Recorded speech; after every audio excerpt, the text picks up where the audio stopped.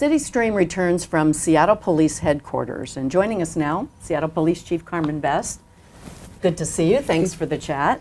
Good to see you too, Linda, and thanks for coming here. It's been such a roller coaster.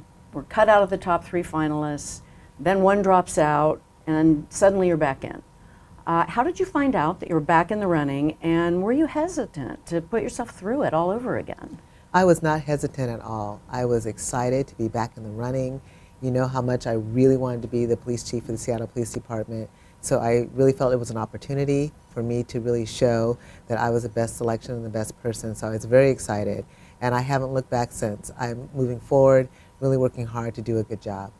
So the day that you were sworn in as Seattle's 17th chief, that was quite a moment at City Hall. Let's relive that.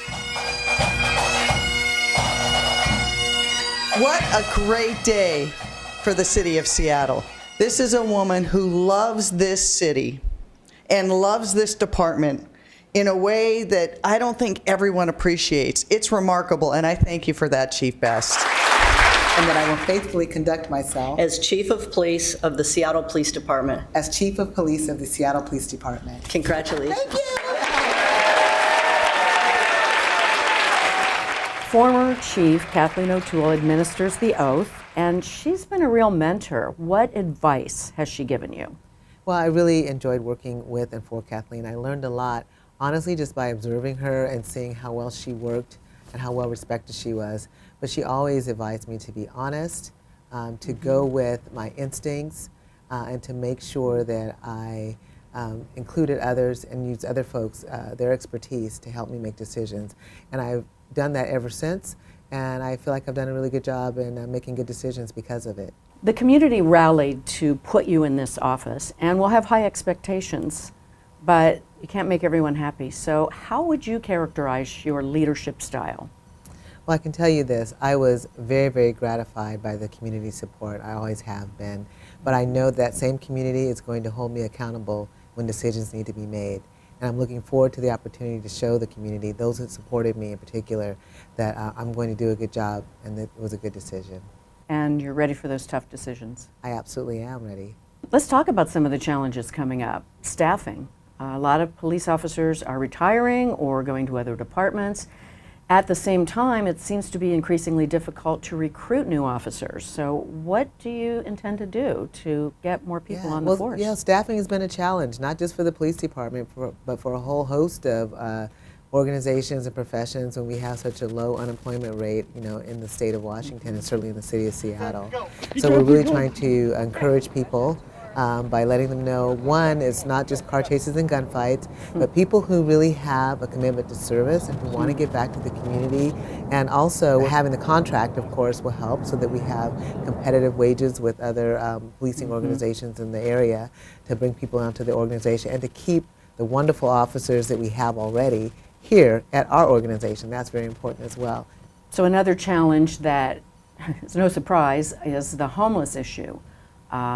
You know, there are people in the city who say police should be more aggressive, clear out the tents, make arrests. What are your thoughts?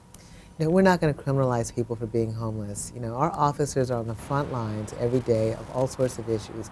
You know, mental health issues, homelessness, crisis.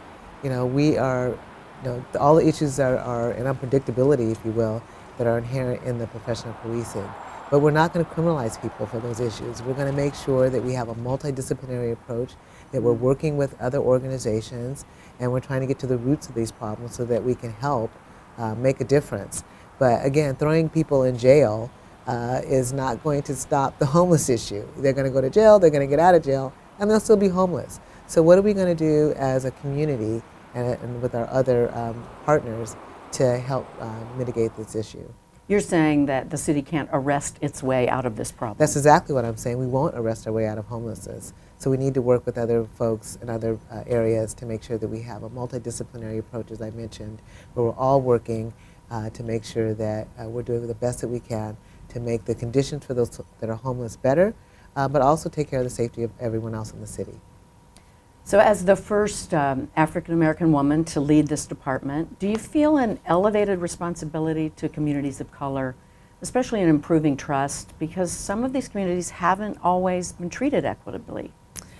I definitely want to make sure that we are reaching out to all the communities, especially those that have been disenfranchised or felt like they haven't gotten the fair shake with the service from the police department.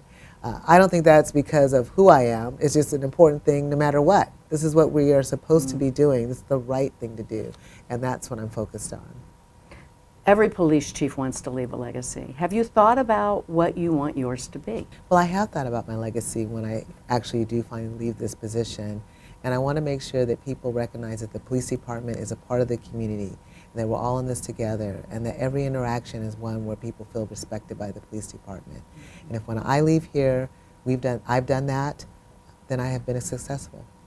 And you're on your way. Thank you.